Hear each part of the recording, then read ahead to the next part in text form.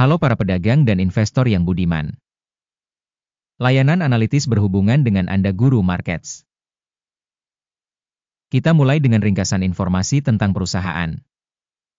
Jika perlu, Anda dapat menghentikannya. Kami mengusulkan untuk mempertimbangkan semua parameter organisasi yang bersangkutan dengan lebih hati-hati. Kita akan melihat indikator utama perusahaan TeraWulf Inc., ticker WULF. Ulasan tersebut dibuat berdasarkan informasi per 20 April 2025. Menurut klasifikasi Guru Markets, perusahaan TeraWulf Inc. termasuk dalam subkategori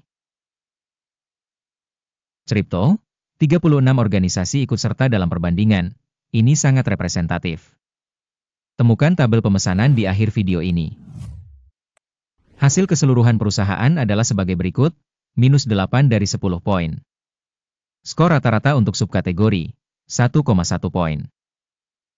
Jika Anda melihat secara luas, di pasar saham A secara umum, kita dapat mencatat bahwa hasil rata-rata untuk seluruh pasar saham secara keseluruhan adalah 1,8 poin. Melawan skor minus 8 poin untuk perusahaan TeraWulf Inc. Membandingkan pergerakan harga saham suatu perusahaan TeraWulf Inc. dan saham subkategori, kita bisa melihat bahwa selama 12 bulan terakhir saham perusahaan tersebut TeraWulf Inc. menunjukkan perubahan sebesar 25,6%. Terhadap perubahan harga pada subkategori 9,6%. Ini tidak secara jelas menunjukkan apapun, tetapi kita harus memperhatikan fakta ini. Kapitalisasi pasar perusahaan TeraWulf Inc. diperkirakan mencapai 0,9 miliar dolar. Dan kapitalisasi subkategori ini adalah 66 miliar dolar. TeraWulf Inc. menyumbang 1,361%. Ini adalah salah satu perusahaan kecil di subkategori tersebut. Kapitalisasi neraca perusahaan diperkirakan mencapai 0,23 miliar dolar. Dan kapitalisasi subkategori ini adalah 26 miliar dolar. TeraWulf Inc. merupakan bagian sebesar 0,899%. Setelah membandingkan saham yang diduduki bursa dan kapitalisasi neraca, kita lihat sebagai berikut. Bagian yang ditempati TeraWulf Inc. pada subkategori penilaian nilai pasar sebesar 1,361%. Nilai bukunya sebesar 0,899%. Ini 34% lebih kecil dari pangsa nilai pasar. Penilaian pangsa pasar dan kapitalisasi keseimbangan perusahaan dalam subkategori buruk, minus 1 poin. Kewajiban utang perusahaan yang diteliti berjumlah 0,467 miliar dolar. Liabilitas keuangan terhadap nilai buku sebesar 203% dari modal perseroan. Penilaian berdasarkan tingkat kewajiban keuangan perusahaan, sangat buruk, minus 2 poin. Keseimbangan harga saham perusahaan terhadap keuntungannya adalah 0. Sedangkan rata-rata pada subkategori adalah 57, jauh lebih buruk dibandingkan subkategori. Penilaian indikator harga pasar terhadap keuntungan dibandingkan dengan perusahaan dalam subkategori, sangat buruk, minus 2 poin. Keuntungan selama 12 bulan terakhir adalah minus 73 juta dolar. Proyeksi pendapatan untuk 12 bulan mendatang diperkirakan sebesar 45 juta dolar. Dan angka ini 38,4% lebih rendah dibandingkan saat ini. Penilaian indikator laba masa depan yang diharapkan dibandingkan dengan perusahaan dalam subkategori, lumayan, 0 poin. Keseimbangan harga terhadap pendapatan perusahaan adalah 6,4. Rata-rata pada subkategori adalah 4, yaitu 60% lebih tinggi dibandingkan rata-rata pada subkategori.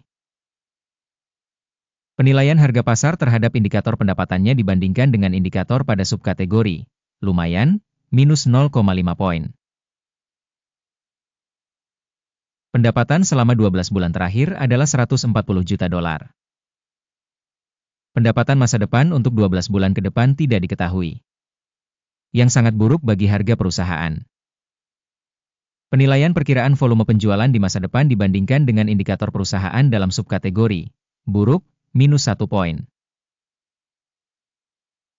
Marginnya minus 52,5%, dengan rata-rata pada subkategori 7,1%. Selisih rata-rata subkategori dengan kinerja perusahaan sebesar 59,6%. Penilaian profitabilitas penjualan dibandingkan dengan indikator subkategori, lumayan, minus 0,5 poin. Pangsa perusahaan berdasarkan jumlah karyawan pada subkategori tersebut adalah 0,152%. Ini 795% lebih kecil dari pangsa kapitalisasi pasar. Dan fakta ini menunjukkan ketidakseimbangan nilai pasar saham perusahaan. TeraWulf Inc. kemungkinan besar menuju revaluasi. Jumlah modal pasar untuk setiap karyawan perusahaan adalah sebesar $75.125.000.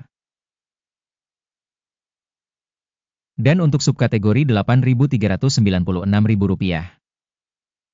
Selisih rata-rata subkategori dengan kinerja perusahaan sebesar 794,8%.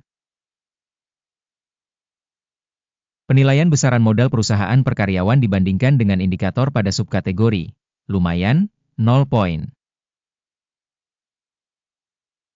Besarnya keuntungan per karyawan dikurangi Rp6.108,3.000.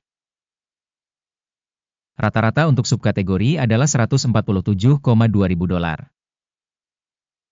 Dan selisih rata-rata subkategori dengan kinerja perusahaan sebesar 4,048%.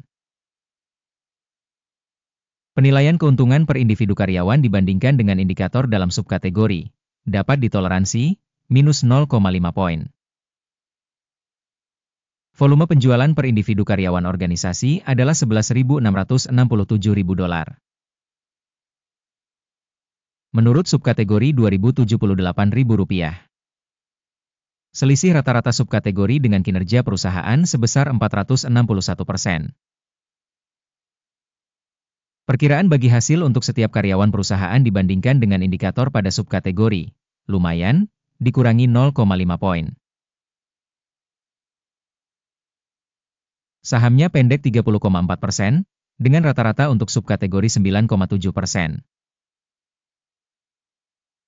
Ini merupakan indikator kemungkinan terjadinya tekanan jangka pendek. Indikator RSI 14 menunjukkan tingkat 39% untuk perusahaan TeraWulf Inc. Sedangkan pada subkategori tingkatnya sekitar 45%. Rata-rata, sekuritas subkategori tersebut dinilai kurang lebih sama dengan saham perusahaan TeraWulf Inc. Harga saham perusahaan saat ini adalah sekitar $2,34. Target harga konsensus untuk saham perusahaan adalah sekitar $8,04. Perbedaan antara harga saat ini dan perkiraan konsensus adalah sekitar 243%. Ayo pergi ke tabel pemesanan. Tersedia untuk Anda, tautannya ada di komentar yang disematkan. Tabel pesanan berisi semua keputusan yang dibuat sebelumnya pada musim ini oleh sistem bantuan Guru Markets. Akses ke tabel pesanan benar-benar gratis dan terbuka, tautan di komentar yang dipasangi pin. Sebagai hasil analisis surat berharga perusahaan TeraWulf Inc. Sistem informasi dan referensi penilaian saham Guru Markets keputusan berikut dibuat. Buka order untuk penurunan pada harga $2,35.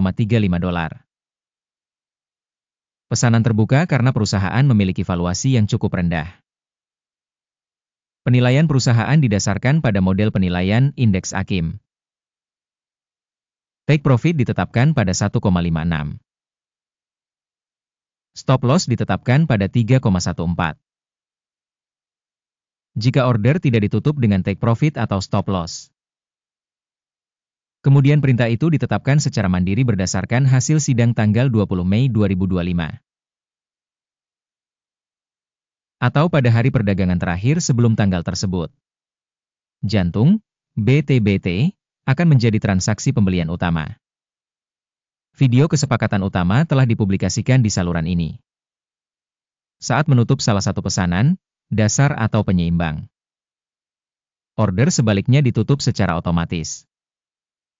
Terima kasih banyak kepada penonton yang telah menonton video ini dan telah menggunakan sistem informasi dari Guru Markets.